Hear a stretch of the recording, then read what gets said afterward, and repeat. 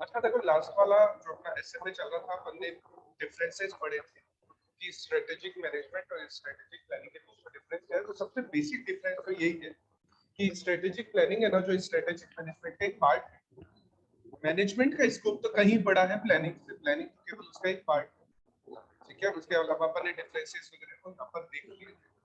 Next है जैसे कि यहाँ पर ये बात की गई है नेक्स्ट पॉइंट में ऑर्गेनाइजेशनल स्ट्रक्चर, और यहाँ पर ये बात की गई है कि ऑर्गेनाइजेशन में जो स्ट्रक्चर होता है, स्ट्रक्चर होने का मतलब कौन सा बंदा किसको रिपोर्ट करने वाला है, कौन बंदा बॉस है, कौन सा कोऑर्डिनेट है, ठीक है, और किस तरह से वहां पर ऑर्गेनाइजेशन में फंक्शंस को परफॉर्म किया जाएगा, कौन कौन से फंक्शंस परफॉर्म किए जाएंगे, उनको यूज करने के लिए या उस तरह के कॉन्सेप्ट को समझने के लिए कुछ स्ट्रक्चर बनाए जाते हैं ऑर्गेनाइजेशन में। बेसिकली जो स्ट्रक्चर बनाया जाता है वो देखो समझ लो, यहाँ पर लिखा हुआ भी कि ऑर्गेनाइजेशन में जो स्ट्रक्चर बनाया जाता है वो इसके लिए बनाए जाते हैं कि टास्क को कैसे डिवाइड किया जाएगा, ठीक है, उसके अलावा रिसोर्सेज को किस तरह से डिप्लॉय किया जाएगा, उसके अलावा डिपार्टमेंट किस तरह से कोऑर्डिनेटेड होंगे। अच्छा, डिपार्टमेंट का कोऑर्डिनेशन होने का मतलब ये है यहाँ पर जैसे ना हमने प्लांट लेआउट में पढ़ा था, प्लांट लेआउट में हमने ये पढ़ा था कि जैसे मैंने तुम्हें एक एग्जांपल दिया था, वो केक बनाने वाली फैक्ट्री है और 5 फ्लोर है, तो मैंने तुम्हें बताया था कि स्टोरेज सबसे नीचे होना चाहिए, स्टोरेज सबसे ग्राउंड लेवल पर होना चाहिए, ठीक है, उसके ऊपर फिर मिक्सचर होना चाहिए, फिर पैकिंग होना चाहिए, डिपार्टमेंट के बीच में कोऑर्डिनेशन। ऐसा ही ऑर्गेनाइजेशन में होता है कि है ना, जो अपना अकाउंट्स डिपार्टमेंट है वो क्रेडिट डिपार्टमेंट के आसपास में होना चाहिए, मार्केटिंग वालों के साथ में प्रोडक्शन वाले होने चाहिए, सेल्स वाले होने चाहिए, प्रोडक्शन वालों के साथ में रिसर्च एंड डेवलपमेंट वाले होने चाहिए, ठीक है। तो इस तरह से वहां पर क्या है, कोऑर्डिनेशन चलता है। जैसे कि बैंक में एंटर करते ही कैशियर होना चाहिए, रिसेप्शन और कैशियर होना चाहिए, ठीक है। और किसी ऑर्गेनाइजेशन जैसे मान लो हॉस्पिटल, अपन ये मैंने तो प्लांट लेआउट में समझाई थी चीज, प्लांट लेआउट में भी ऐसा ही कि हॉस्पिटल में अगर एंटर होते हैं, बिल्डिंग के अंदर एंटर होते रिसेप्शन होता है, ओपीडीज ऐसे मान लो फर्स्ट फ्लोर सेकंड फ्लोर पर होते हैं, आईसीयू थर्ड फोर्थ फ्लोर पर होते हैं, ठीक है। तो इस तरह से ऑर्गेनाइजेशन का स्ट्रक्चर बनाया जाता है जिसमें बताया जाता है कि टास्क को किस तरह से डिवाइड किया जाए, रिसोर्सेज को कैसे डिप्लॉय किया जाए और किस तरह से डिपार्टमेंट के बीच में कोऑर्डिनेशन बना। अभी बेसिकली 4 तरह का होता है। पहला है फंक्शनल स्ट्रक्चर, आसान है, फंक्शन के नाम पे अगर कोई स्ट्रक्चर बन गया तो उसको फंक्शनल स्ट्रक्चर। जैसे हम बोलते हैं अकाउंट्स डिपार्टमेंट, तो अकाउंट्स डिपार्टमेंट का मतलब है इस डिपार्टमेंट में अकाउंटिंग से रिलेटेड एक्टिविटीज हो। हम बोलते हैं मार्केटिंग डिपार्टमेंट, तो इस डिपार्टमेंट में मार्केटिंग से रिलेटेड एक्टिविटी हो। हम बोलते हैं एचआर डिपार्टमेंट, तो इस डिपार्टमेंट में एचआर से रिलेटेड एक्टिविटीज को परफॉर्म किया जाता है, ठीक है। तो फंक्शनल स्ट्रक्चर क्या बोलता है कि फंक्शनल स्ट्रक्चर में है ना, सिमिलर एक्टिविटीज को तो कंबाइन कर लिया जाता है और डिसिमिलर एक्टिविटीज को अलग अलग कर दिया जाता है on the basis of function. अब यहाँ पे एक एग्जांपल भी दिया था, एक कॉस्ट अकाउंटिंग डिपार्टमेंट बना रखा है और उसमें सारे के सारे कॉस्ट अकाउंटेंट लोकेटेड है, यानी सारे के सारे कॉस्ट अकाउंटेंट बैठे हैं, उनका एचओडी भी है वहां पर और उनके एचओडी का काम है सारी की सारी कॉस्ट रिलेटेड एक्टिविटीज के लिए रेस्पॉन्सिबिलिटी है। तो फंक्शनल स्ट्रक्चर में क्या करते हैं, एक जैसी एक्टिविटीज को एक साथ करके उनका कॉम्बिनेशन बना के उनका एक डिपार्टमेंट बना दिया जाए। जैसे तुम यूनिवर्सिटी में देखते हो कि ये कॉमर्स डिपार्टमेंट की बिल्डिंग है, ये साइंस डिपार्टमेंट की बिल्डिंग है, ये आर्ट्स डिपार्टमेंट की बिल्डिंग है, ये जियोग्राफी डिपार्टमेंट की बिल्डिंग है। कभी यूनिवर्सिटी विजिट करना तो पता लगेगा कि अलग अलग डिपार्टमेंट की अलग अलग बिल्डिंग्स होती है। ये केमिस्ट्री की बिल्डिंग है, ये एबीएसटी डिपार्टमेंट की बिल्डिंग है, ये लॉ डिपार्टमेंट की बिल्डिंग है। तो वहां पर क्या है, इस तरह से हम बना रहे हैं ना, तो इसका मतलब जैसे मान लो हम बोल रहे हैं कि एक लॉ डिपार्टमेंट की बिल्डिंग है, तो एलएलबी भी वहीं पर होगी, एलएलएम भी वहीं पर होगी, लॉ से रिलेटेड कोई भी कोर्स करना है वहीं पर होगा, तुम्हें कोई जानकारी चाहिए वहीं पर मिलेगी, वहां पे लॉ से रिलेटेड कोई टीचर्स के बारे में तुम्हें बात करनी है वो भी वहीं पर मिलेगी, लॉ की फैकल्टीज भी वहीं पर मिलेगी, लॉ की बुक्स भी वहीं पर मिलेगी। तो ये क्या हो गया, फंक्शनल स्ट्रक्चर बोला जाएगा, ठीक है। दूसरा जियोग्राफिक स्ट्रक्चर, जियोग्राफी का मतलब होता है लोकेशन,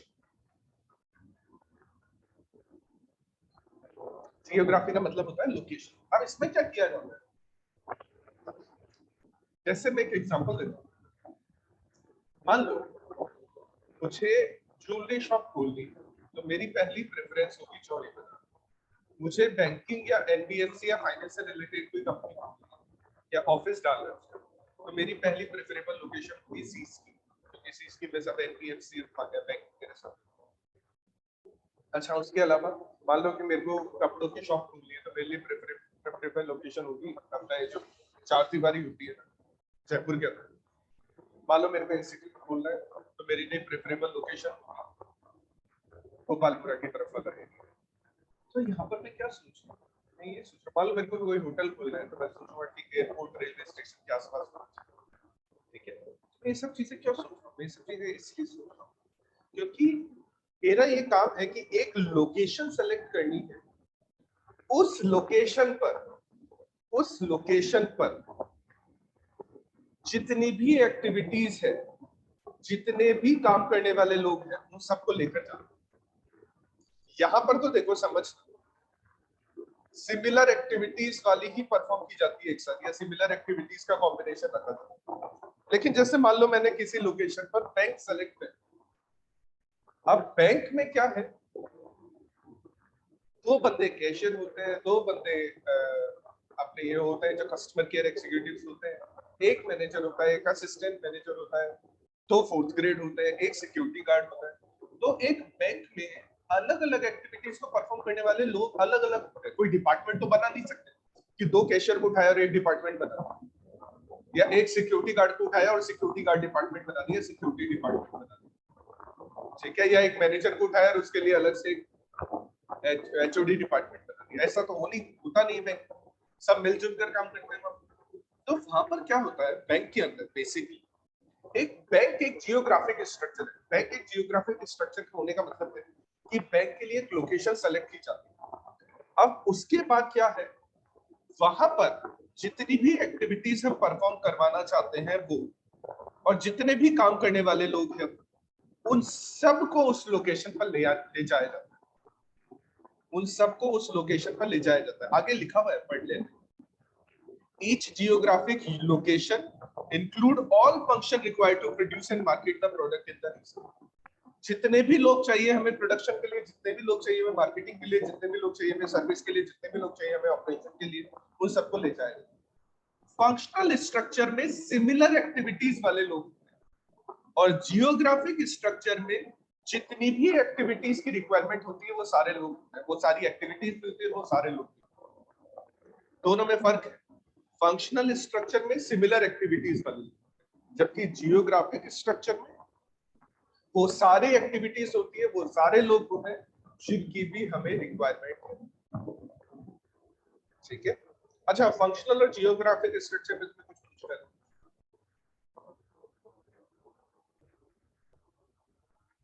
अच्छा, इसमें देखो एक और चीज थी, एक लाइन पे मैंने एक अंडरलाइन और कर रखा है।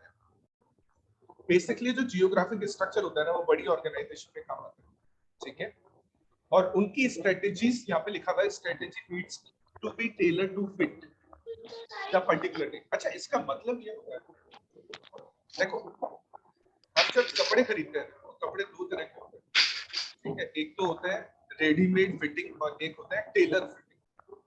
अब रेडीमेड फिटिंग में क्या है, हम कुछ चेंज वगैरह नहीं करवा सकते। जैसा हमने टी शर्ट परचेज कर लिया वैसा टी शर्ट हम यूज करना स्टार्ट कर देंगे, हम उसमें कुछ चेंजेस वगैरह नहीं कर सकते। लेकिन टेलर फिट का मतलब क्या होता है, टेलर टू बी फिट, है ना। इस टेलर टू बी फिट जो यहाँ पर बीच में वर्ड लिखा हुआ है, इसका मतलब क्या होता है? इसका मतलब होता है जैसी हमें रिक्वायरमेंट है वैसा वैसा कपड़ा हम सिलवा सकते हैं। मान लो मेरे को टी शर्ट चाहिए जिसमें 5 जेब होनी चाहिए, मार्केट में अवेलेबल नहीं हो, लेकिन टेलर को सिलकर दे दे। ठीक है, मान लो मेरे को एक पैंट चाहिए जिसमें एक भी जेब नहीं होगी, ठीक है, मार्केट में अवेलेबल नहीं होगी, लेकिन मेरे को टेलर सिलकर दे देगा। मतलब टेलर टू बी फिट का मतलब है कि आपकी रिक्वायरमेंट को टेलरिंग, अच्छा टेलरिंग का मतलब यहाँ पर होता है आपकी रिक्वायरमेंट को, है ना, अगर सारी रिक्वायरमेंट को फुलफिल करना है, आपके नीड्स को फुलफिल करना है ना, तो आपको अपनी तरह का स्ट्रक्चर बनाना पड़ेगा। आप रेडीमेड स्ट्रक्चर पर रिलाई नहीं कर सकते। टेलर टू बी फिट का मतलब ये है कि अभी मैंने बताया जियोग्राफिक स्ट्रक्चर, देखो दोबारा से बता देता हूँ मेन जो डिफरेंस, फंक्शनल स्ट्रक्चर में क्या होता है, सिमिलर एक्टिविटीज एक साथ होती है, ठीक है। जियोग्राफिक स्ट्रक्चर में एक ही लोकेशन पर जितनी भी एक्टिविटीज की हमें रिक्वायरमेंट है, ध्यान रखना रिक्वायरमेंट, जितनी भी एक्टिविटीज की रिक्वायरमेंट है, जितने भी काम करने वाले लोगों की रिक्वायरमेंट है, वो सब एक साथ।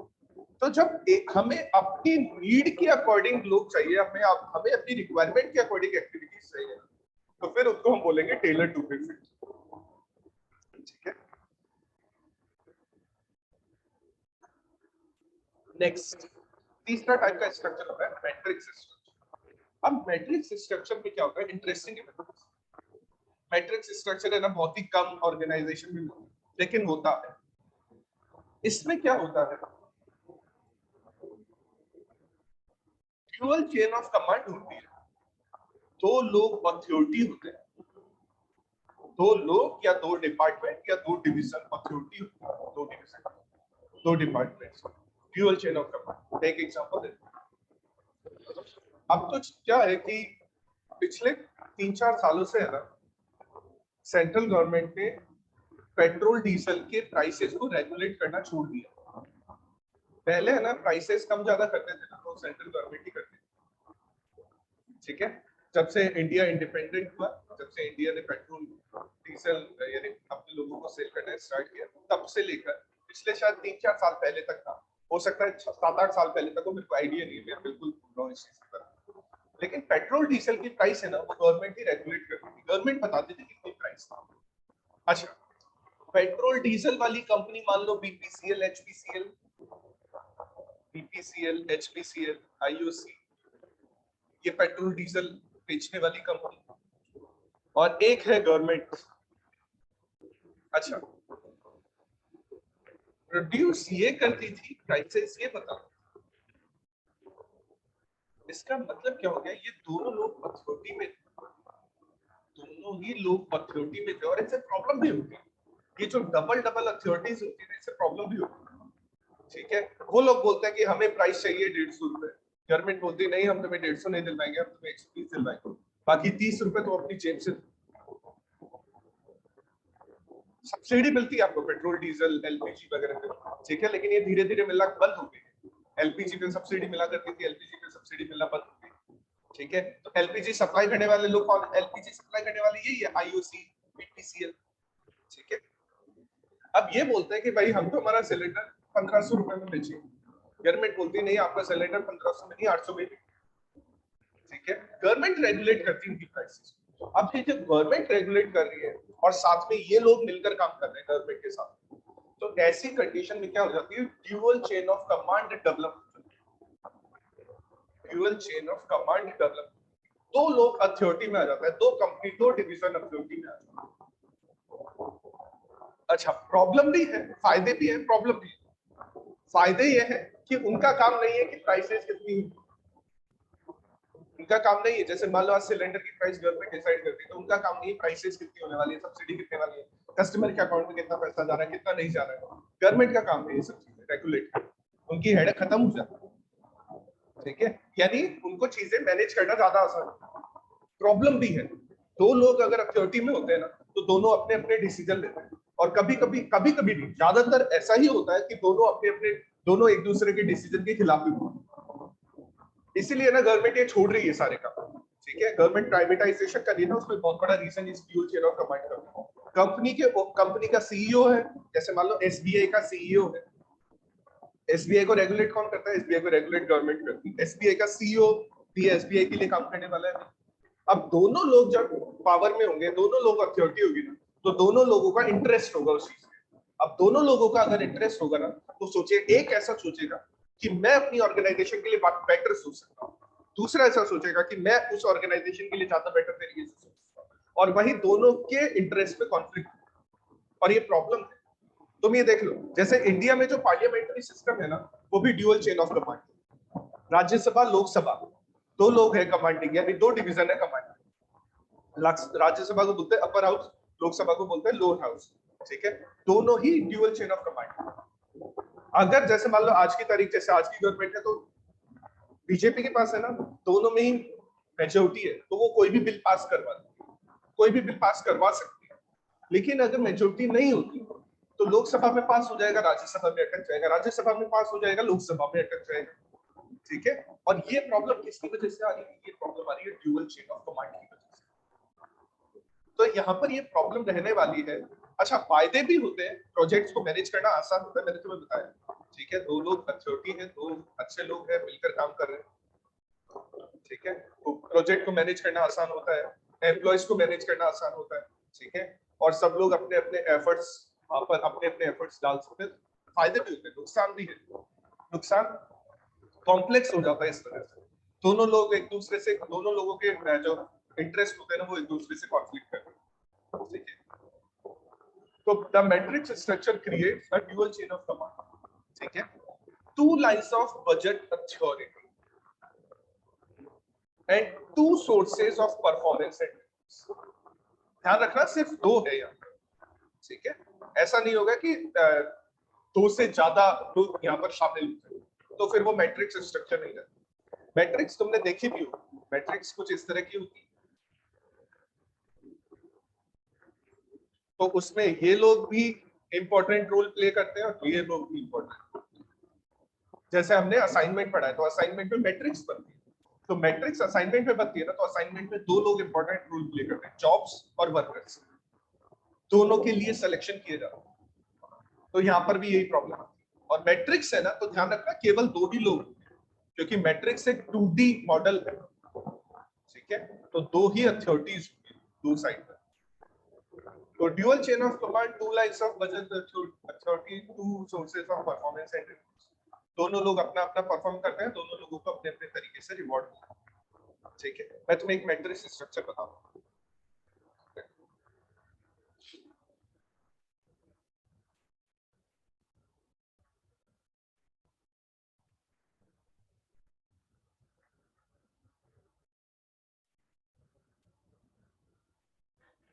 कभी ऑर्गेनाइजेशन में होता है मैट्रिक्स स्ट्रक्चर, लेकिन होता है।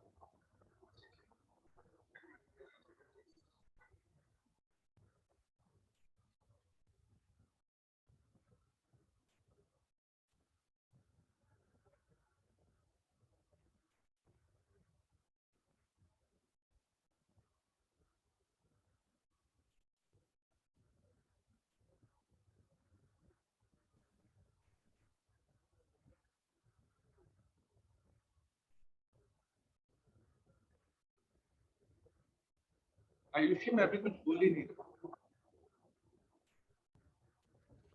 वॉइस में और भी किसी को प्रॉब्लम आ रही थी क्या पहले? वॉइस? यस सर, आपके आवाज के अंदर भी आ रहा है सर, डिस्टरबेंस भी आ रहा है थोड़ा सा। मेरे को इतनी देर पहले बताया क्यों नहीं था?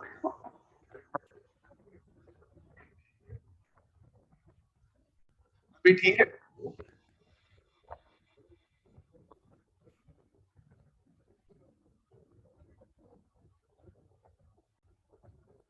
अभी भी प्रॉब्लम है या अभी ठीक है?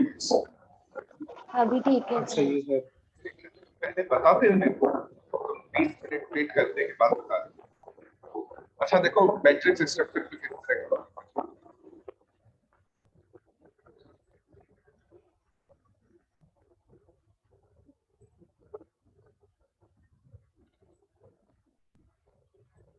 देखो मैट्रिक्स स्ट्रक्चर में क्या होता है, जैसे मान लो कि ये प्रोडक्शन ग्रुप है, एक प्रोडक्शन ग्रुप है, इस वाले ग्रुप को, इस प्रोडक्शन ग्रुप को दो लोग कंट्रोल करेंगे, प्रोडक्शन मैनेजर भी कंट्रोल करेगा और प्रोजेक्ट मैनेजर भी कंट्रोल करेगा। मैट्रिक्स स्ट्रक्चर इस तरह का होगा, जैसे मान लो ये एक मार्केटिंग ग्रुप है, इस मार्केटिंग ग्रुप को मार्केटिंग मैनेजर भी कंट्रोल करेगा और प्रोजेक्ट मैनेजर भी कंट्रोल करेगा, क्योंकि ये जो मार्केटिंग ग्रुप है ना, ये प्रोजेक्ट मैनेजर यानी प्रोजेक्ट बी का है। ये जो मार्केटिंग ग्रुप है ना, ये प्रोजेक्ट बी का है, तो इसको दो लोग कंट्रोल करने वाले, मार्केटिंग मैनेजर भी कंट्रोल करने वाला है और प्रोजेक्ट मैनेजर भी कंट्रोल। अच्छा, अब कंट्रोल करने का मतलब क्या है? कितने रिसोर्सेज की रिक्वायरमेंट है, कितने एम्प्लॉयज की रिक्वायरमेंट है, कितने फंड की रिक्वायरमेंट है, कौन कौन सी एक्टिविटीज की रिक्वायरमेंट है, ये दोनों लोग मिलकर डिसाइड करेंगे। ये दोनों लोग मिलकर डिसाइड करेंगे इस प्रोजेक्ट के प्रोडक्शन ग्रुप फर्स्ट के, प्रोडक्शन ग्रुप फर्स्ट के लिए ये दोनों लोग मिलकर डिसाइड करेंगे, इसमें ये भी आएगा और ये भी आएगा। अच्छा, अगर दोनों लोग मिलकर डिसाइड करते हैं तो दोनों लोग अपना काम बांट सकते हैं कि आप डिसाइड करो कितना फंड चाहिए, आप डिसाइड करो, इसको बोल देते कि आप डिसाइड करो कितना फंड चाहिए, कितना लेबर चाहिए, ठीक है। मैं डिसाइड करता हूँ कौन कौन सी एक्टिविटीज चाहिए, कौन कौन सी स्किल चाहिए, कौन कौन सी मशीनरी चाहिए, ठीक है। तो दोनों लोग मिलकर काम कर सकते हैं। तो ये फायदा है, नुकसान भी है। नुकसान ऐसा है, मान लो प्रोडक्शन मैनेजर बोलता है कि हम आपको 3 लाख रुपए का फंड कर रहे हैं, ठीक है। ये बोल रहा है मुझे 3 लाख रुपए नहीं चाहिए, मुझे 6 लाख रुपए का फंड चाहिए, तभी मैं अपना प्रोडक्शन प्रूव कंप्लीट करूं। और यहाँ पर दोनों के इंटरेस्ट, बोला मेरे को सिर्फ आपको नहीं देना, प्रोडक्शन मैनेजर बोलता है मेरे को सेकंड वाले को भी देना है, मेरे को थर्ड वाले को भी देना है, मेरे को सिर्फ एक को नहीं देना। और यहीं पर इंटरेस्ट का कॉन्फ्लिक्ट होने स्टार्ट होता है। तो फायदे भी है मैट्रिक्स स्ट्रक्चर के, ऐसा नहीं है फायदे नहीं है, टास्क डिवाइड हो जाती है, मैनेज करना आसान हो जाता है, सब अपने अपने एफर्ट्स डाल सकते हैं, ठीक है। फायदे भी है और नुकसान भी है। नुकसान, सबसे बड़ा नुकसान तो दो लोग अथॉरिटी होती है, दो लोगों की अथॉरिटी, और दो लोगों की जब अथॉरिटी होती है ना तो प्रॉब्लम होना स्टार्ट होता है, ठीक है। सर तो ये, हाँ हाँ तो पूरा डिस्टरबेंस आ रहा है पीछे।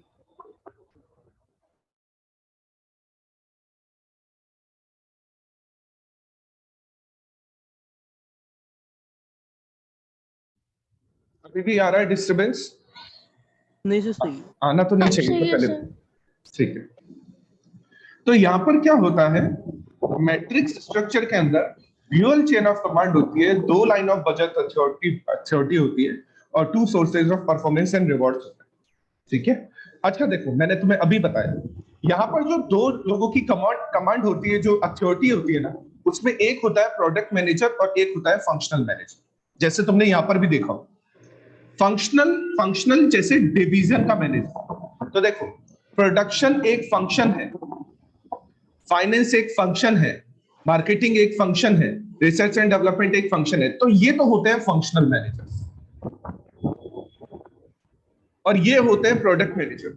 मान लो जैसे हमारी ऑर्गेनाइजेशन में 3 प्रोडक्ट बन रहे हैं, ठीक है। ये तो प्रोडक्ट ए के लिए है, ये प्रोडक्ट बी के लिए, ये प्रोडक्ट सी के लिए, तो ये हो जाएंगे फिर प्रोडक्ट मैनेजर। तो जो मैट्रिक्स स्ट्रक्चर होता है ना, वो स्ट्रक्चर होता है between functional and product manager. Functional manager और प्रोडक्ट मैनेजर के बीच में जो स्ट्रक्चर होता है उसको मैट्रिक्स कहा जाता है। इसको ग्रिड स्ट्रक्चर भी कहा जाता है, ठीक है, इसको ग्रिड भी कहा जाता है। अच्छा, कुछ फायदे हैं, जैसे कि है ना, आईटी इंडस्ट्री और हेल्थ केयर में बहुत काम आने वाला है, क्योंकि आईटी में भी 2 लोग होते हैं कमांड में, एक सॉफ्टवेयर वाला होता है, एक हार्डवेयर वाला होता है, ठीक है। तो दोनों लोग कमांडिंग होते हैं, दोनों लोग अथॉरिटीज होते हैं, ठीक है। तो वहां पर भी वो दोनों अपने अपने तरीके से डिसाइड कर सकते हैं कि कैसा सॉफ्टवेयर बनाना है, कैसा हार्डवेयर बनाना है, क्योंकि दोनों का अपना अपना काम हो गया, अलग अलग तरह का काम हो गया। आईटी इंडस्ट्री में बहुत काम होता है, हेल्थ केयर में भी बहुत काम होता है, ठीक है। हेल्थ केयर में जैसे मान लो कि समझना, डॉक्टर तुम्हें पैथोलॉजी लैब भेजता है, डॉक्टर और पैथोलॉजी लैब के बीच में वही dual chain of command, doctor test नहीं कर सकता तो तुम्हें क्या करेगा, पैथोलॉजी लैब भेजेगा टेस्ट करवा, और फिर पैथोलॉजी लैब वाले रिजल्ट डॉक्टर के पास भेजेंगे, और फिर दोनों, यानी उसके रिजल्ट से डिसाइड किया जाएगा कि डॉक्टर क्या दवाई लिखने वाला है। यहाँ पर है ना ड्यूअल चेन ऑफ कमांड चलती है हेल्थ केयर, और जरूरी नहीं है मैंने जो एग्जांपल दिया तो उसको समझो, बहुत सारी चीजें हैं हेल्थ केयर।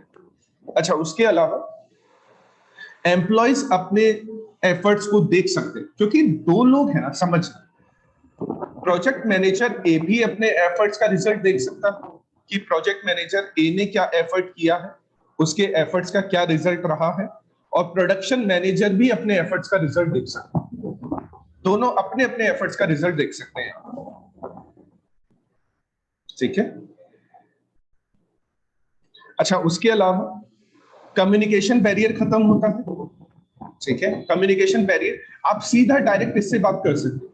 जैसे प्रोजेक्ट मैनेजर ए है ना, प्रोजेक्ट मैनेजर बी सीधा प्रोडक्शन मैनेजर से बात कर सकता है, या उसके यानी उसके इंटरेस्ट को समझ सकता है। इसमें है ना barrier, remove barrier of communication का मतलब ये हो गया कि बीच में है ना और कोई बंदा नहीं है जिससे तुम्हें बात करनी है, जिससे तुम्हें प्रोजेक्ट के बारे में समझना है, जिससे तुम्हें प्रोडक्शन शेड्यूल के बारे में समझना है, या तुम्हें फाइनेंस के बारे में समझना है, और कोई नहीं है बीच में। आप डायरेक्ट है ना, मान लो प्रोजेक्ट मैनेजर बी को है ना मार्केटिंग मैनेजर से बात करनी है ना, तो वो डायरेक्ट बात कर सकते, किसी तीसरे बंदे का इन्वॉल्वमेंट नहीं होता। तो कम्युनिकेशन आसान हो जाता है यहाँ पर ग्रिड की वजह से, मैट्रिक्स की वजह से, ठीक है। और एक प्रोजेक्ट को मैनेज करना आसान हो जाता है क्योंकि सब अपने अपने टास्क डिवाइड कर लेते हैं, ठीक है। और अगर ऑर्गेनाइजेशन में बहुत ज्यादा चेंजेस होते हैं ना, तो ये स्ट्रक्चर इफेक्टिव है। क्यों इफेक्टिव है? क्योंकि ऑर्गेनाइजेशन में मान लो हम 3 प्रोडक्ट बना रहे हैं, चौथा प्रोडक्ट हमें बनाने की जरूरत है, तो हमें सिर्फ एक एक्स्ट्रा रो बनानी पड़ेगी। हम प्रोजेक्ट मैनेजर सी, यानी 3 प्रोडक्ट तो हमारे चल रहे हैं, मान लो हमें एक एक्स्ट्रा प्रोडक्ट बनाने की जरूरत है चेंज होने वाले एनवायरनमेंट के अकॉर्डिंग। मान लो हम प्रोजेक्ट डी बनाना चाहते हैं, तो बस हमें एक एक्स्ट्रा रो की जरूरत पड़ेगी। या मान लो हम एक और फंक्शन को ऐड करना चाहते हैं, जैसे मान लो हम ऐड करना चाहते हैं अकाउंटिंग फंक्शन को, या हम ऐड करना चाहते हैं ऑपरेशन फंक्शन, तो बस एक कॉलम की जरूरत पड़ेगी। ठीक है। अगर चेंजेस करने हैं ना, तो चेंजेस करने के हिसाब से ये स्ट्रक्चर सबसे इफेक्टिव होता है, क्योंकि इस स्ट्रक्चर में चेंज करना बहुत ही आसान है। प्रॉब्लम्स कॉम्प्लेक्स स्ट्रक्चर है, क्योंकि इंफॉर्मेशन का फ्लो है ना, दोनों तरफ चलता है, वर्टिकल भी चलता है, हॉरिजॉन्टल भी चलता है। इंफॉर्मेशन का फ्लो दोनों तरफ चलता है। मैट्रिक्स है ना, अगर एक मैट्रिक्स स्ट्रक्चर है, तो इंफॉर्मेशन का फ्लो रो साइड पर भी होगा और इंफॉर्मेशन का फ्लो कॉलम साइड पर भी होगा। तो रो साइड पर अगर हो रहा है तो वर्टिकल, और कॉलम साइड पर, सॉरी, रो साइड पर अगर हो रहा है तो हॉरिजॉन्टल, और कॉलम साइड पर अगर हो रहा है तो वर्टिकल। दोनों तरह से फ्लो होता है इंफॉर्मेशन का। अच्छा, मैनेजमेंट पोजीशन ज्यादा होती है, इस वजह से कॉस्ट भी ज्यादा आती है। तीसरी सबसे बड़ी problem dual line of authority, 2 लोगों की अथॉरिटी होती है, तो दोनों लोगों के इंटरेस्ट के बीच में कॉन्फ्लिक्ट होता ही होता है। और ये वाला पॉइंट लिखा हुआ है, ये नेक्स्ट पॉइंट, कि जब भी एलोकेशन ऑफ रिसोर्सेज होता है तो कॉन्फ्लिक्ट अराइज होने के चांसेस बढ़ जाते हैं। ठीक है। तो कुछ एडवांटेज भी है और कुछ डिसएडवांटेज भी है मैट्रिक्स स्ट्रक्चर। नेक्स्ट है हाइब्रिड स्ट्रक्चर। हाइब्रिड का मतलब होता है मिक्स। हाइब्रिड का मतलब होता है मिक्स, और ये हाइब्रिड अपन पहले भी समझ चुके हैं। ठीक है, मैंने तुम्हें एक एग्जांपल भी दिया था। जैसे ना, कुछ ऑर्गेनाइजेशन में सिर्फ फंक्शनल स्ट्रक्चर से काम नहीं चलता। कुछ ऑर्गेनाइजेशन में सिर्फ जियोग्राफी स्ट्रक्चर से काम नहीं चलता। कुछ ऑर्गेनाइजेशन में सिर्फ मैट्रिक्स स्ट्रक्चर से काम नहीं चलता। तो वो लोग क्या करते हैं? वो लोग उन स्ट्रक्चर को मिक्स कर लेते हैं और अपनी रिक्वायरमेंट के अकॉर्डिंग एक नया स्ट्रक्चर बना देते हैं। उसको बोला जाता है हाइब्रिड स्ट्रक्चर। ठीक है। और मैंने तुम्हें इसका एग्जांपल भी दिया था। बेस्ट एग्जांपल हाइब्रिड का है ना, म्यूल है। म्यूल, तो म्यूल जिसको खच्चर बोलते हैं। ठीक है। तो जैसे है ना, घोड़ा पहाड़ पर चढ़ सकता है, ठीक है, डोंकी वजन उठा सकता है। तो अगर देखो, पहाड़ पर जाने वाले होते हैं ना, जो ट्रेकिंग वाली जगह होती है, वहां पर म्यूल बहुत मिलते हैं, क्योंकि वहां पर दोनों काम करने होते हैं। तो पहाड़ पर चढ़ना भी होता है, तुम्हें वजन भी उठाना होता है, और वहां पर म्यूल्स मिलते हैं। अब वहां पर सिर्फ घोड़ा काम नहीं कर सकता, वहां पर सिर्फ डंकी काम में नहीं आ सकता, तो वहां पर क्या करना पड़ेगा? दोनों को मिक्स करके एक हाइब्रिड बनाना पड़ेगा। तो वैसा यहाँ पर ऑर्गेनाइजेशन भी होता है कि कभी कभी ऑर्गेनाइजेशन में एक single type of structural design sufficient नहीं होती आपकी रिक्वायरमेंट को फुलफिल करने के लिए। और अगर ऐसा होता है तो एक स्ट्रक्चर को दूसरे स्ट्रक्चर के साथ मिक्स कर दिया जाता है। और कैसे मिक्स किया जाता है? आपकी रिक्वायरमेंट के according, requirement by requirement, unit by unit. Single type of structural design sufficient नहीं होती ऑर्गेनाइजेशन में, बड़ी ऑर्गेनाइजेशन खासकर। ठीक है। तो उसमें क्या किया जाता है? एक स्ट्रक्चर को, one opinion is to mix and blend, यानी एक स्ट्रक्चर को मिक्स कर दिया जाता है किसी दूसरे स्ट्रक्चर के साथ, और उससे जो नया स्ट्रक्चर बनता है वो कहा जाता है हाइब्रिड स्ट्रक्चर। और कैसे मिक्स किया जाता है? मिक्स किया जाता है आपकी स्ट्रेटेजी, आपकी रिक्वायरमेंट के अकॉर्डिंग। ठीक है। तो hybrid structure is a form of departmentalisation that adopts part of both functional and divisional structure. अच्छा, हाइब्रिड स्ट्रक्चर में ज्यादातर फंक्शनल और जियोग्राफी को मिक्स किया जाता है। मैट्रिक्स स्ट्रक्चर के लिए मैंने तुम्हें अभी भी बताया था कि मैट्रिक्स स्ट्रक्चर है ना, बहुत ही कम ऑर्गेनाइजेशन यूज करते हैं।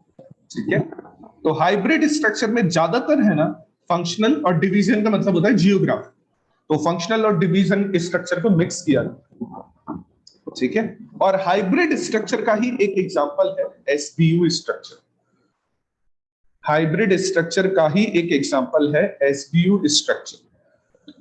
इसमें देखो, स्टार्टिंग की गई है एक एग्जांपल से। एग्जांपल क्या बोला गया है? Big organization like Hindustan Unilever के पास बहुत सारे एसपीयू है। एसपीयू की फुल फॉर्म वैसे तो यहाँ पर लिखी हुई है नीचे, स्ट्रेटेजिक नहीं लिखी सर, नहीं लिखी। एसबीयू की फुल फॉर्म होती है स्ट्रेटेजिक बिजनेस यूनिट।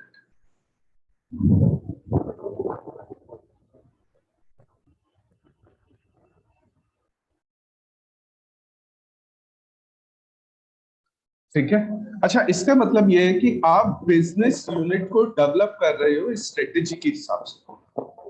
आप बिजनेस यूनिट को डेवलप कर रहे हो स्ट्रेटेजी के हिसाब से। Single type of business unit कभी भी आपके लिए सफिशिएंट नहीं, तो आप नई बिजनेस यूनिट बनाना चाहते हो स्ट्रेटेजी के हिसाब से। अब देखो यहाँ पर एक स्ट्रेटेजी दी, एक एग्जांपल में समझाया हुआ है। हिंदुस्तान यूनिलीवर एक बड़ी कंपनी है, उसके पास बहुत सारे एसबीयू। कौन कौन से एसबीयू? हिंदुस्तान यूनिलीवर कॉस्मेटिक भी सर्व करता है, हिंदुस्तान यूनिलीवर फूड प्रोडक्ट भी सर्व करता है, हिंदुस्तान यूनिलीवर बेवरेजेस भी सर्व करता है। तो इनको मैनेज करने के लिए उसने अलग अलग एसबीयू बना रहे हैं। मैं एक एग्जांपल और देता हूं। जैसे मान लो हम सुनते हैं कि सैमसंग मोबाइल्स, सैमसंग इलेक्ट्रॉनिक्स, अलग अलग कंपनीज है ये।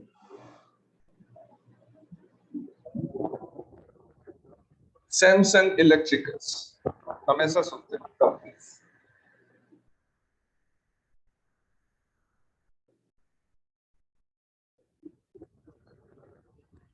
ये क्या है? इनको बोला जाएगा एसबी। अब एसबीयू का मतलब क्या होगा? मोबाइल्स या मोबाइल से रिलेटेड प्रोडक्ट्स तुम्हें मिलेंगे सैमसंग मोबाइल वाले एसबी। सैमसंग के टीवी, फ्रिज, एसी तुम्हें मिलेंगे सैमसंग इलेक्ट्रॉनिक्स। सैमसंग के लाइट बल्ब, सैमसंग पता है तुम्हें लाइट बल्ब भी बनाते हैं, ठीक है? सैमसंग के लाइट बल्ब मिलेंगे तुम्हें सैमसंग इलेक्ट्रिकल, ठीक है? फ्रिज है ना, फ्रिज, फ्रिज में जितनी भी लाइट लगी होती है ना, फ्रिज वाली लाइट जो होती है, फ्रिज खोलते हैं लाइट जलती है उसमें, जितनी भी लाइट है ना वो सारी की सारी सैमसंग का, ठीक है? तो सैमसंग का इलेक्ट्रिकल डिवीजन भी है। तो सैमसंग के पास सारे तरह के काम। अब उसने क्या कर रखा है, वो कामों को मिक्स नहीं करना चाहता कि जिस दुकान पर मोबाइल फोन मिल रहा है उसी दुकान पर टीवी, एसी भी।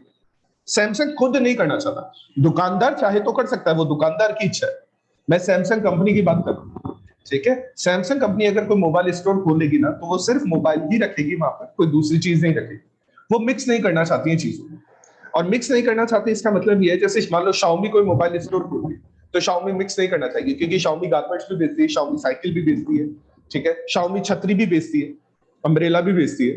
तो मान लो कि शाओमी अपना एक मोबाइल स्टोर ओपन कर रही है, तो वो वहां पर बोलेगी हमारे यहाँ पे अम्ब्रेला भी मिलता है, हमारे यहाँ पे कपड़े भी मिलते हैं, हमारे यहाँ पे टीवी, फ्रिज भी मिलते हैं, ठीक है? हमारे यहाँ पे साइकिल भी मिलती है। ऐसा नहीं करेगी, वो स्ट्रेटेजिक बिजनेस यूनिट बनाएगी, सबकी अलग अलग, सबको सेपरेट करेगी ताकि उनको मैनेज करना आसान। Each is manage through separate unit, सबको सेपरेट कर देगी।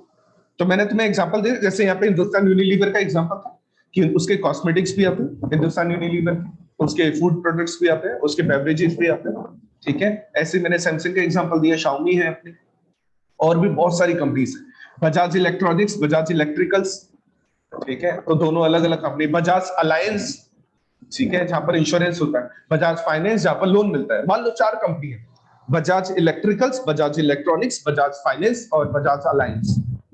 चारों कंपनी एक साथ हो जाए मर्ज, और एक ही दुकान है। बोला आप दुकान में आओ, आपको है ना यहाँ पे गीजर भी मिलेगा, पंखा भी मिलेगा बजाज का, ठीक है? आपको यहाँ पर बजाज के लाइट बल्ब भी मिलेंगे, आपको यहाँ पर बजाज का इंश्योरेंस भी मिलेगा, आपको यहाँ पर बजाज की तरफ से लोन भी मिल जाएगा। ऐसा नहीं होगा, ऐसा नहीं होगा। तो कंपनी क्या करती है, उन चारों बिजनेस एंटिटीज को सेपरेट करती है, और ये जो सेपरेशन होता है ना, दैट इज कॉल्ड एस। अलग अलग डिवीजन के लिए, अलग अलग तरह के प्रोडक्ट्स के लिए एक बिल्कुल पर्टिकुलर डिवीजन बना दिया जाता है, अलग से डिवीजन बना दिया जाता है। तो उसको बोला जाता है, अलग से यूनिट बना दी जाती है ना, तो उसको बोला जाता है स्ट्रेटेजिक बिजनेस यूनिट। अब स्ट्रेटेजिक बिजनेस यूनिट के कुछ कैरेक्टरिस्टिक्स दिए गए हैं। सबसे पहला कैरेक्टरिस्टिक समझना, इसमें या तो एक ही तरह का बिजनेस होता है, या ऐसा बिजनेस होता है जो रिलेटेड, या तो एक ही तरह का बिजनेस होगा या ऐसा बिजनेस होगा जो रिलेटेड, ठीक है? जैसे है ना, सैमसंग मोबाइल फोन की शॉप पर तुम्हें हेडफोन भी मिल रहे होंगे, ईयरफोन हेडफोन्स भी मिल रहे होंगे अलग से, ठीक है, क्योंकि मोबाइल फोन और ईयरफोन का बिजनेस है ना रिलेटेड बिजनेस कैटेगरी में आता है। तो या तो सिंगल बिजनेस होगा कि सिर्फ मोबाइल फोन ही मिल रहे होंगे, या फिर कलेक्शन ऑफ रिलेटेड बिजनेस होगा कि मोबाइल फोन के साथ उसका कोई रिलेटेड बिजनेस है, रिलेटेड बिजनेस जैसे ईयरफोन हेडफोन्स, ठीक है, वो भी तुम्हें वहां पर अवेलेबल हो। अच्छा, अब इससे फायदा क्या है?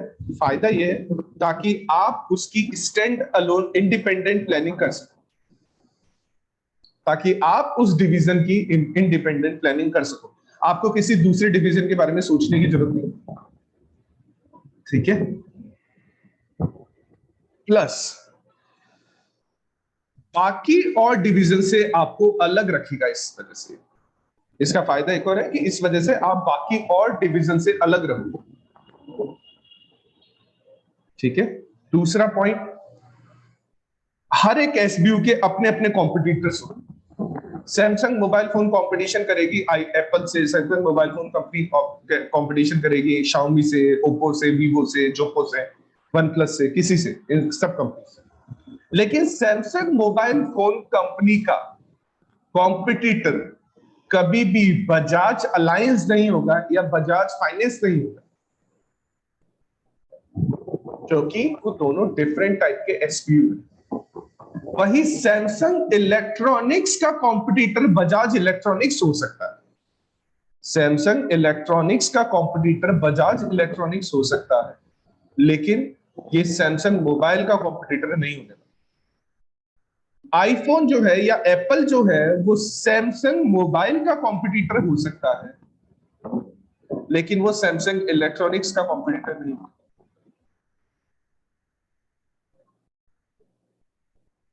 ठीक है, एप्पल लैपटॉप भी बनाता है और लैपटॉप आता है इलेक्ट्रॉनिक्स की कैटेगरी, तो सैमसंग नहीं बनाता है लैपटॉप। सैमसंग एसी बनाता है, एप्पल एसी नहीं बनाता है। सैमसंग टीवी बनाता है, एप्पल टीवी नहीं बनाता, ठीक है। तो ये क्या हो गए, दोनों के सेपरेट बिजनेस हो गए, तो दोनों के सेपरेट बिजनेस, तो दोनों के कॉम्पिटिटर्स भी अलग अलग।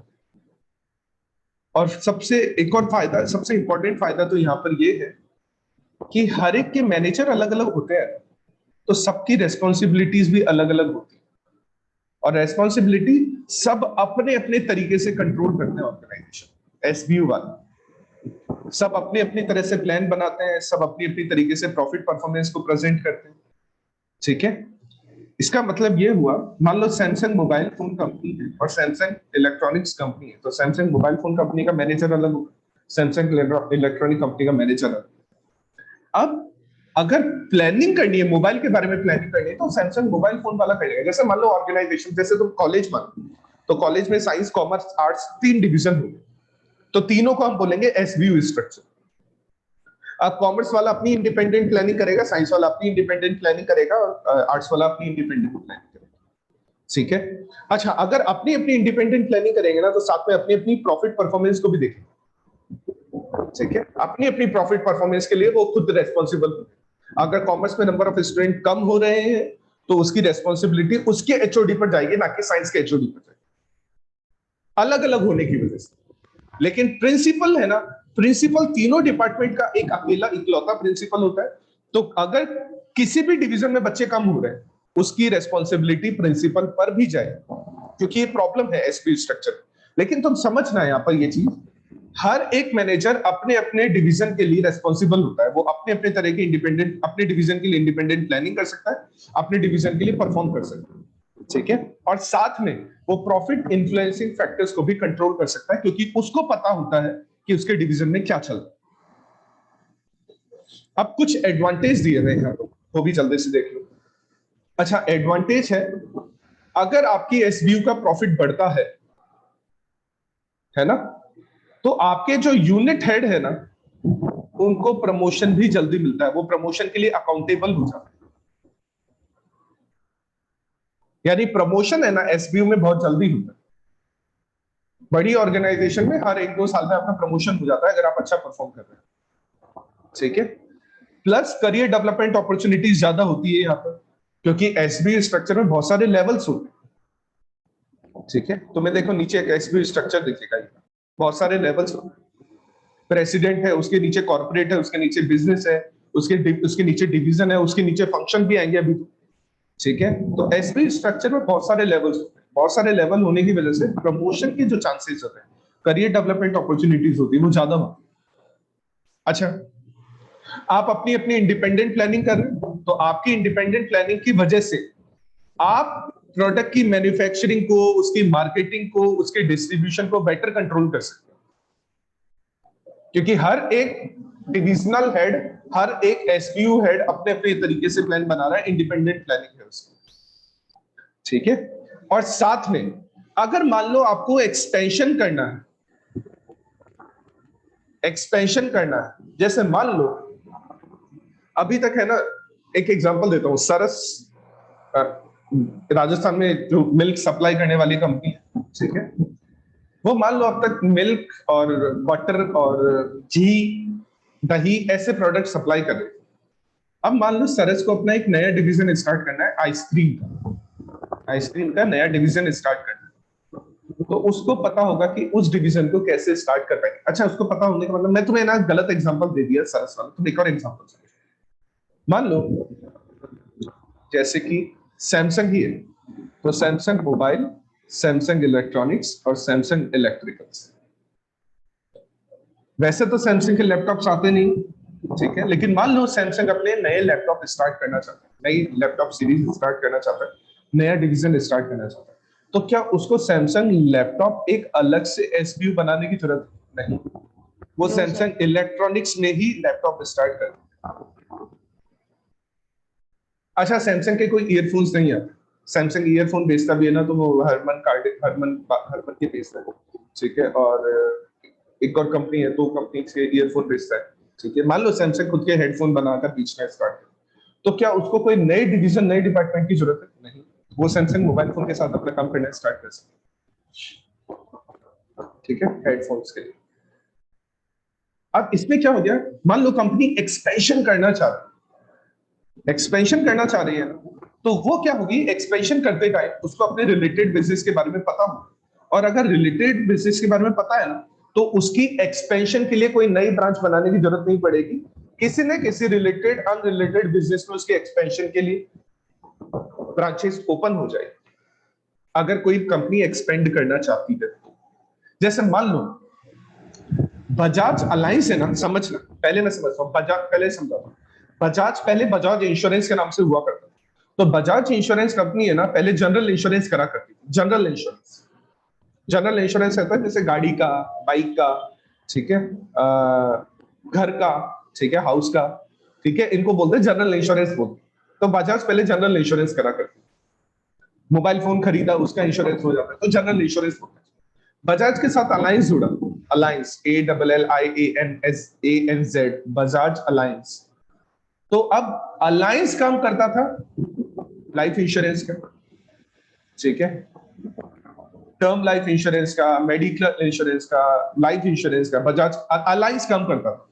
अब दोनों जुड़ गए ना, तो दोनों के रिलेटेड बिजनेस, तो नई ब्रांच बनाने की जरूरत नहीं पड़ी, जो बजाज फाइनेंस कंपनी थी वही बजाज अलायंस बन गई, ठीक है। तो एक्सपेंशन किया, लेकिन एक्सपेंशन करने से उन्हें पता लगेगा कि कौन सा रिलेटेड बिजनेस है, कौन सा अनरिलेटेड बिजनेस है, तो एक्सपेंशन करना आसान हो जाता है, क्योंकि आपको कुछ नया, नई डिवीजन, नया डिपार्टमेंट बनाने की जरूरत नहीं पड़ती, उन्हीं डिवीजन डिपार्टमेंट में कहीं ना कोई आपके लिए जगह निकल जाती है, अगर आप रिलेटेड अनरिलेटेड बिजनेस में एक्सपेंड करते, ठीक है। डिसएडवांटेजेस, सबसे बड़ी डिसएडवांटेज तो ये, मैनेजमेंट पोजीशन बहुत सारी होती है, इस वजह से कॉस्ट इसकी ज्यादा लगती है, पहला डिसएडवांटेज। दूसरा डिसएडवांटेज, हर एक डिपार्टमेंट की अप्रोच डिफरेंट होती है कस्टमर को टैकल करना, हर एक डिपार्टमेंट, आगे लिखा हुआ भी है, ईच यूनिट में work in its own way to handle situation, तो हर एक डिपार्टमेंट की अप्रोच डिफरेंट होती है कस्टमर को टैकल करने। मैं एक एग्जांपल देता हूं, हो सकता है तुम्हें सैमसंग का एसी पसंद आता हो, लेकिन सैमसंग का मोबाइल फोन पसंद नहीं आता, ठीक है। हो सकता है तुम्हें आईफोन पसंद आता हो, लेकिन आईफोन का जो लैपटॉप है वो पसंद नहीं है, एप्पल का लैपटॉप है जो वो पसंद नहीं आता। अच्छा, इसके पीछे रीजन क्या है?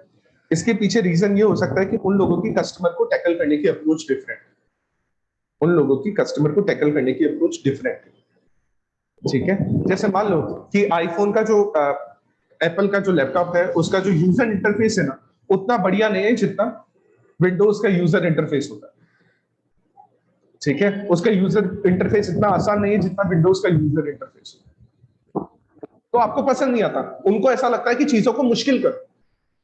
जैसे आईफोन में है ना, आईफोन अगर तुम आईफोन यूज करते हो तो तुम्हें पता होगा कि कितनी चीजें मुश्किल होगी, डायरेक्ट तुम कनेक्ट नहीं कर सकते हो, तुम उसको आई स्वीट को कनेक्ट नहीं कर सकते अपने विंडोज के लैपटॉप से, तुम्हें उसके लिए एप्पल का लैपटॉप ही चाहिए होगा, आईपैड ये आईपैड और ये लैपटॉप्स वगैरह चाहिए एप्पल के लैपटॉप।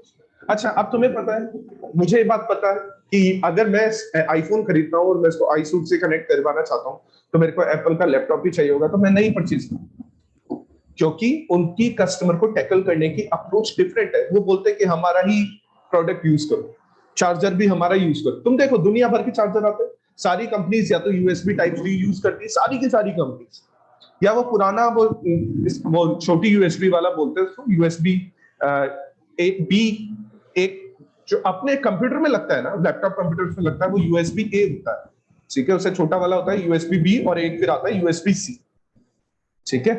तो सारी कंपनीज यूएसबी बी और सी को यूज करती है। एप्पल बोलती नहीं, हम यूएसबी बी नहीं यूज करेंगे, ना सी यूज करेंगे टाइप सी, हम तो हमारी ही लाइटनिंग केबल यूज करेंगे। अब उनकी ही अप्रोच डिफरेंट है कस्टमर को टैकल करने। अच्छा, मान लो कभी कुछ खराबी हो भी जाती है ना, यूएसबी मान लो कि लाइटनिंग केबल खराब हो गई फॉर एग्जांपल, आप किसी दूसरी, जरूरी नहीं है एप्पल के साथ ये प्रॉब्लम है, जरूरी नहीं है आप मार्केट से कोई दूसरी कंपनी की लाइटनिंग केबल परचेज करो और एप्पल यानी एप्पल का फोन उससे चार्ज होना स्टार्ट, तो उनकी कस्टमर को टैकल करने की अप्रोच डिफरेंट है। इस वजह से उनके कस्टमर भी डिफरेंट होने वाले हैं, और ये बहुत बड़ा डिसएडवांटेज है। मैं बता रहा हूं ना आपको, एप्पल का यूजर इंटरफेस इतना खराब है, एप्पल का यूजर इंटरफेस देखो, मैं तुम्हें एक और एग्जांपल, तुम लोग एप्पल का फोन यूज करते होगे तो उसमें ना जब भी तुम्हें कोई एप्लीकेशन डाउनलोड करनी है ना, तो मैं ना हर बार एप्पल आईडी का पासवर्ड वगैरह फिल करना पड़ता है। सर अच्छा, ये क्या है? ये कस्टमर को टैकल करने की अप्रोच है। अच्छा, वो बोलते हैं कि इससे हमारी प्राइवेसी पे प्रॉब्लम नहीं आती, इससे हमारी सिक्योरिटी बनी रहती है, इससे हमारा ऐसा हो जाता है, वैसा हो जाता है, ठीक है। हमारा सबसे अच्छी बात है, आपका सबसे सिक्योर सिस्टम है, लेकिन आपका यूजर इंटरफेस तो खराब है। यूजर को प्रॉब्लम यूज करने में, आज तो चलो अपन तो फोन यूज करते, लेकिन मैं अपने फादर को वो एप्पल का मोबाइल फोन ले जाकर दूं तो वो बोलेंगे यार ये बार बार मैं जब भी ओपन करता हूं तो दुनिया भर के इन्फॉर्मेशन फिल करनी पड़ती है, मैं कुछ भी सॉन्ग डाउनलोड करना चाहता हूं तो दुनिया भर की एप्लीकेशन, दुनिया भर के इन्फॉर्मेशन फिल करनी पड़ती है, तो क्या मतलब है इस चीज का? लेकिन वो उनकी अप्रोच है कस्टमर को टैकल करने की, और इसी वजह से ये अलग अलग अप्रोच होने की वजह से है ना, कस्टमर को प्रॉब्लम होती है, क्योंकि कस्टमर को इनकंसिस्टेंट एनवायरनमेंट मिलता है ऑर्गेनाइजेशन में, और कस्टमर को प्रॉब्लम होती है इस चीज के, एक डिसएडवांटेज ऑर्गेनाइजेशन। और यहां पर एक एसबीयू स्ट्रक्चर दिया, ठीक है। एक लास्ट पॉइंट जल्दी से पढ़ लेते हैं, स्ट्रेटेजी कंट्रोल सिस्टम, उसके बाद एक फर्स्ट टॉपिक कंप्लीट हो जाएगा, सेकंड टॉपिक स्टार्ट हो जाएगा उसके बाद। स्ट्रेटेजिक कंट्रोल सिस्टम जल्दी से पढ़ लो, आसान है, कुछ नहीं। ऑर्गेनाइजेशन में देखो हमने स्ट्रेटेजी वगैरह बना दी, ठीक है, स्ट्रेटेजी बना दी, यानी हमने करंट सिचुएशन का एनालिसिस कर लिया, हमने फ्यूचर का एनालिसिस कर लिया, हमने स्ट्रेटेजी बना दी, इंप्लीमेंट कर, इंप्लीमेंट करने के बाद में उसको कंट्रोल भी तो करना पड़ेगा, इंप्लीमेंट करने के बाद में उसको कंट्रोल भी करना पड़ेगा। तो कंट्रोल करने के तीन तरीके, या तो आप किसी पर्सन से फेस टू फेस इंटरेक्शन करना, इसको बोला जाता है पर्सनल कंट्रोल।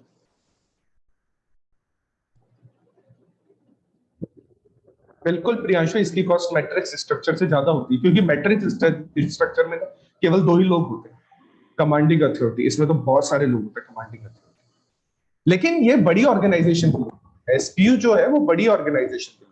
तभी मैंने तुम्हें सैमसंग का, एप्पल का और हिंदुस्तान यूनिलीवर का एग्जांपल यहाँ पे दिया हुआ है, मैंने तुम्हें बताया बड़ी ऑर्गेनाइजेशन के लिए यूज होता है मैट्रिक्स स्ट्रक्चर। अच्छा, पर्सनल कंट्रोल देखो, पर्सनल कंट्रोल का मतलब क्या होता है? अगर आप अपने ऑर्गेनाइजेशन में काम करने वाले लोगों से फेस टू फेस इंटरेक्शन करते हो, बेसिकली ये होता है ना, पर्सनल कंट्रोल जो होता है ना, वो सुपीरियर और सबऑर्डिनेट के बीच में होता है, बॉस और एम्प्लॉयज के बीच में होता है। तो बॉस अपने एम्प्लॉय से फेस टू फेस इंटरेक्ट करते हैं, फेस टू फेस इंटरेक्शन या डायरेक्ट उनको सुपरवाइज करो, ताकि उनकी प्रॉब्लम को समझा जा सके, आइडेंटिफाई किया जा सके कि उनको क्या क्या प्रॉब्लम आ रही है, और ऑर्गेनाइजेशन में बेटर मैनेजमेंट किया जा सके। पर्सनल कंट्रोल जो होता है ना, वो होता है ग्रुप ऑफ पीयर्स, और पीयर्स होते हैं टॉप मैनेजमेंट वाले। पीयर का मतलब होता है टॉप मैनेजमेंट। तो पर्सनल कंट्रोल में क्या होता है, आप एक बॉस अपने एम्प्लॉय से फेस टू फेस इंटरेक्शन करता है या उसका डायरेक्ट सुपरविजन करता है, उसको डायरेक्टली सुपरवाइज करता है, और इसमें वो आइडेंटिफाई करता है कि उसको प्रॉब्लम क्या आ रही है और उसकी प्रॉब्लम को दूर करने की कोशिश करता है, ताकि ऑर्गेनाइजेशन में ज्यादा बेटर तरीके से काम हो सके। पर्सनल कंट्रोल जो किया जाता है वो ग्रुप ऑफ पीयर से किया जाता है, यानी टॉप मैनेजमेंट से किया जाता है पर्सनल कंट्रोल। अच्छा, दूसरा होता है आउटपुट कंट्रोल। आउटपुट कंट्रोल में क्या होता है, आपकी परफॉर्मेंस को एस्टिमेट किया जाता है, आपकी परफॉर्मेंस को एस्टिमेट किया जाता है। Estimation and forecasting of appropriate performance, जितना आप अचीव कर सकते हो। एप्रोप्रिएट परफॉर्मेंस गोल्स, आपके लिए एक परफॉर्मेंस गोल बनाया जाता है, उतना ही गोल बनाया जाता है जितना आप अचीव कर सकते हो। जैसे हम लोग क्लास टेस्ट लेते हैं तो हम ऐसा ही बोलते हैं, आज तुम्हारे ट्रांसपोर्टेशन असाइनमेंट का ही टेस्ट होगा, बस इससे ऊपर नहीं, क्योंकि मेरे को पता है तुम उतना ही अचीव कर पाओ एक दिन में तुम उतना ही अचीव कर पाओ। मैं बोलने को ये भी बोल सकता हूँ, पूरा का पूरा ऑपरेशन मैनेजमेंट का टेस्ट ले रहे हैं, लेकिन तुम उतना अचीव नहीं कर पाओगे।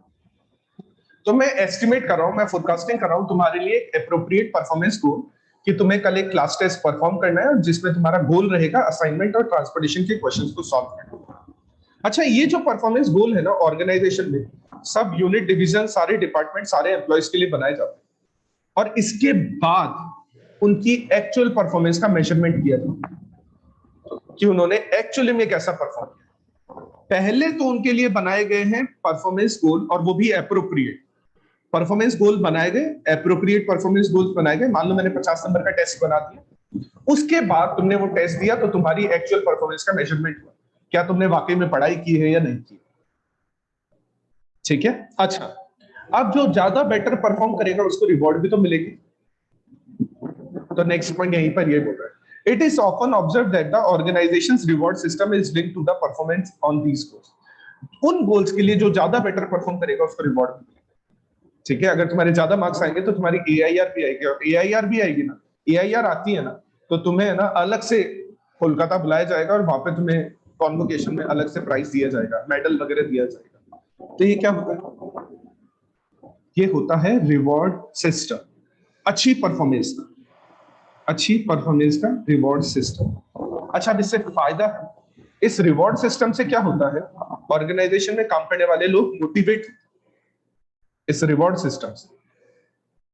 ठीक है, तो इसको बोला जाता है output control. Personal control, organization के जो बॉस है, ऑर्गेनाइजेशन में काम करने वाले बॉस है, वो अपने एम्प्लॉय से फेस टू फेस इंटरेक्शन करेंगे या उनको डायरेक्टली सुपरवाइज करेंगे, ताकि उनकी प्रॉब्लम के बारे में समझा जा सके और बेटर मैनेजमेंट किया जा सके उनकी प्रॉब्लम्स को दूर करके। आउटपुट कंट्रोल में क्या होता है, ऑर्गेनाइजेशन में काम करने वाले लोगों के लिए, डिवीजन के लिए, डिपार्टमेंट्स के लिए, यूनिट के लिए एक एप्रोप्रिएट परफॉर्मेंस गोल का एस्टिमेट किया जाता है, और उस एप्रोप्रिएट परफॉर्मेंस गोल्स को अचीव करने को उनको कहा जाता है। जो जितना बेटर अचीवमेंट करेगा, जो जिसकी एक्चुअल परफॉर्मेंस जितनी बेटर रहेगी, उसको उतने ही बेटर तरीके से रिवॉर्ड दिए जाएंगे, और इस रिवॉर्डिंग की वजह से लोगों में मोटिवेशन होता है। अच्छा, रिवॉर्डिंग से मोटिवेशन भी हो सकता है, और रिवॉर्डिंग से है ना लोग, और रिवॉर्डिंग ऑर्गेनाइजेशन में एक बहुत बड़ी प्रॉब्लम भी। ठीक है, वो बाद में बात करेंगे इसके बारे में, एक पॉइंट आएगा तुम्हें बाद में समझो। अच्छा, तीसरा है बिहेवियर कंट्रोल। पहला तो है मैं तुमसे फेस टू फेस बात करूं, तुम्हें तुम्हारी प्रॉब्लम्स के बारे में पूछूं, तुम्हें उन प्रॉब्लम्स को दूर करने की सलाह दूं, पहला तो ये। दूसरा तरीका क्या हो गया, तुम अपनी प्रॉब्लम्स को दूर करना चाहते हो तो मैं तुम्हें एक टेस्ट बनाकर दे दूं, और तुम उस टेस्ट में परफॉर्म करो। स्टिल तुम अच्छा परफॉर्म नहीं कर, अब मैं क्या करूंगा, मैं करूंगा कुछ ऐसे रूल्स प्रोसीजर बनाऊंगा जो तुम्हें फॉलो करने ही पड़ेंगे। कुछ ऐसे रूल्स प्रोसीजर बनाए जाएंगे जो तुम्हें फॉलो करने ही पड़ेंगे। जैसे समझना, क्यों ऑर्गेनाइजेशन में कहा जाता है कि आपके ऑफिस का टाइम 10 बजे से 6 बजे, ऐसा क्यों कहा जाता है? उसके पहले आना कोई प्रॉब्लम है, या उसके बाद जाने में कोई प्रॉब्लम है, या उसके 10 बजे बाद आते हो तो कोई प्रॉब्लम है? कोई प्रॉब्लम है? तो मैनेजमेंट फिक्स है। मैनेजमेंट और डिसिप्लिन के लिए। नहीं, प्रॉब्लम ये नहीं, प्रॉब्लम ये रहेगी वहां पर कि फिर अगर तुम्हें ऐसा बोला जाएगा ना, जब भी आओ, जब तुम्हारी मर्जी हो, जब तुम्हारी मर्जी हो जाओ, तो कोई फॉलो अप नहीं रहेगा। आईटी कंपनी में तो होता है ऐसा। आईटी कंपनी में तो ऐसा बोलते हैं कि आपकी जब इच्छा हो तब आ जाओ, आपकी जब इच्छा हो तो चले जाओ, क्योंकि वहां पर डिफरेंट तरीके के वर्क, वहां पर आपको सॉफ्टवेयर डेवलपमेंट होता है, पूरे महीने का प्रोजेक्ट होता है, पूरा महीना मिलता है आपको इस सॉफ्टवेयर के डेवलपमेंट के लिए, डिजाइन के लिए, तो आप पूरे महीने में कभी भी आओ, कभी भी जाओ, आप अपना काम पूरा करो, क्योंकि पूरे महीने को ऑब्जर्व किया जाता है, एक पर्टिकुलर डे या पर्टिकुलर डिवीजन या पर्टिकुलर यूनिट को ऑब्जर्व नहीं किया। ऑर्गेनाइजेशन में अगर ऐसा बोला जा रहा है कि 10 से 6 आओ, चाहे 10 बजे कोई ऑफिस में आता ही नहीं और चाहे 4 बजे बाद कोई ऑफिस में नहीं आता, लेकिन आपके लिए एक रूल बना दिया गया है, आपके लिए प्रोसीजर बना दिया गया, फॉर्मल कपड़े पहनकर आओ। जैसे आप मान लो फ्रंट ऑफिस में काम कर रहे हो तो आप फॉर्मल कपड़े पहनकर, आप बोलोगे सर जीन्स टी शर्ट में आऊंगा तो सेल कम होगी, जीन्स टी शर्ट में आऊंगा तो कस्टमर मेरे से बात नहीं करेगा, बोला करेगा, कोई दिक्कत नहीं है, लेकिन तब आपका बिहेवियर भी कैजुअल हो जाएगा। अगर आपने कैजुअल कपड़े पहन रखे हैं तो आपका बिहेवियर भी कैजुअल हो जाएगा, आप कस्टमर से भी कैजुअली बात करोगे। तो ऑर्गेनाइजेशन में क्या किया जाता है, आपके बिहेवियर को कंट्रोल करने के लिए, आपके बिहेवियर को कंट्रोल करने के लिए बिहेवियर कंट्रोल मॉडल बनाया जाता है। अब इसमें क्या किया जाता है, इसका मेन पर्पस क्या है, देखो समझो। The main purpose of having behaviour control is not to specify goals.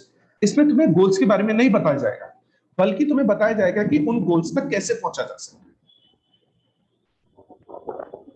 उन गोल्स तक कैसे पहुंचा जा सकता है। ठीक है, जैसे मैं तुम्हें बोलूं कि सर, तुम ऐसे बोलते हैं सर मेरे मार्क्स कंसिस्टेंटली खराब आ रहे हैं, मैं पढ़ाई नहीं कर पा रहा, तो मैं क्या बनाऊंगा, तुम्हें एक रूल बताऊं, प्रोसीजर बताऊं। सुबह 6 बजे उठो, ठीक है, पढ़ाई करना स्टार्ट करो, 8-9 बजे तक पढ़ाई करो, फिर नाश्ता करो, ठीक है, फिर वापस से पढ़ाई करना स्टार्ट करो, फिर थोड़ी देर दिन में सो जाओ, फिर शाम को थोड़ा खेल लो, और फिर रात को वापस से थोड़ी पढ़ाई करो। तो मैं तुम्हें क्या बताऊंगा, तुम्हें एक डायरेक्ट एक्शन प्लान बताऊंगा कि तुम्हें कैसे कैसे कैसे कैसे क्या क्या करना चाहिए। अब मैं तुम्हें ये नहीं बता रहा कि तुम्हारे मार्क्स ज्यादा कैसे हैं, मैं तुम्हें बता रहा हूं कि वहां पर पहुंचा कैसे जा सकता है। तो यहां पर भी यही चीज है, ये नहीं बताता, बिहेवियर कंट्रोल ये नहीं बताता कि तुम्हारा गोल क्या है, क्या गोल तुम्हें अचीव करना है, तुम्हें ये बताता है उस गोल तक पहुंचना कैसे। ये नहीं बताता कि क्या गोल है, ये बताता है कि उस गोल तक पहुंचना कैसे। ठीक है, और आगे लिखा हुआ है, it is said that rules जो होते हैं ना वो स्टैंडर्डाइज होने चाहिए ताकि आउटकम्स को प्रेडिक्ट किया जा सके। ठीक है, स्टैंडर्ड रूल सबके लिए एक जैसे रूल्स होने चाहिए। ठीक है, और मैनेजर है ना, इस बिहेवियर कंट्रोल को टाइम टू टाइम रिव्यू भी करना चाहिए ताकि उसके अकॉर्डिंग नए रूल्स, नए प्रोसीजर बनाए जा सके। ठीक है, जैसे तुम कभी जिम जाते हो ना, तो वहां पर जो जिम का इंस्ट्रक्टर होता है वो तुम्हारे बिहेवियर को कंट्रोल करता है। सुबह 4 बजे आना है, ये खाना है, ये नहीं खाना है, फिर कुछ दिन बाद वो वापस से तुम्हारी डाइट चेंज कर देगा, फिर कुछ दिन बाद वापस से वो तुम्हारी डाइट चेंज कर देगा। ठीक है, तो वो क्या कर रहा है, वो तुम्हारे बिहेवियर को कंट्रोल कर रहा है, और वो तुम्हें रिव्यू कर रहा है ताकि टाइम टू टाइम इन रूल्स प्रोसीजर को चेंज किया जा सके। तो ऐसा ही बिहेवियर कंट्रोल ऑर्गेनाइजेशन में। तो ऑर्गेनाइजेशन में 3 तरह के कंट्रोल होते हैं। पर्सनल कंट्रोल में क्या किया जाता है, face to face interaction, direct supervision किया जाता है। आउटपुट कंट्रोल में एक एप्रोप्रिएट परफॉर्मेंस गोल को एस्टिमेट किया जाता है और आपकी एक्चुअल परफॉर्मेंस से उसका डिफरेंस देखा जाता है कि आपकी एक्चुअल परफॉर्मेंस से क्या डिफरेंस है। जो ज्यादा बेटर परफॉर्म करेगा उसको ज्यादा बेटर तरीके के रिवॉर्ड मिलेंगे। और बिहेवियर कंट्रोल में कुछ रूल्स प्रोसीजर बना दिए जाते हैं, कुछ स्टैंडर्ड रूल प्रोसीजर बना दिए जाते हैं जिनको ऑर्गेनाइजेशन में काम करने वाले एम्प्लॉइज को फॉलो करना पड़ता है ताकि उनको ये पता लग सके कि किस तरह से गोल को अचीव किया जा सकता है। ठीक है, कुछ प्रॉब्लम है तो पूछ लो एक बार।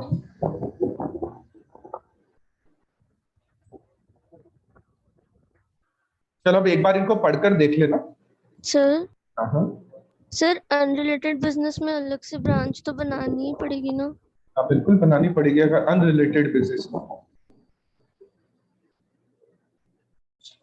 पायल, सेबी कंट्रोल टॉप मैनेजमेंट क्या करता है? सेबी कंट्रोल टॉप मैनेजमेंट करता है।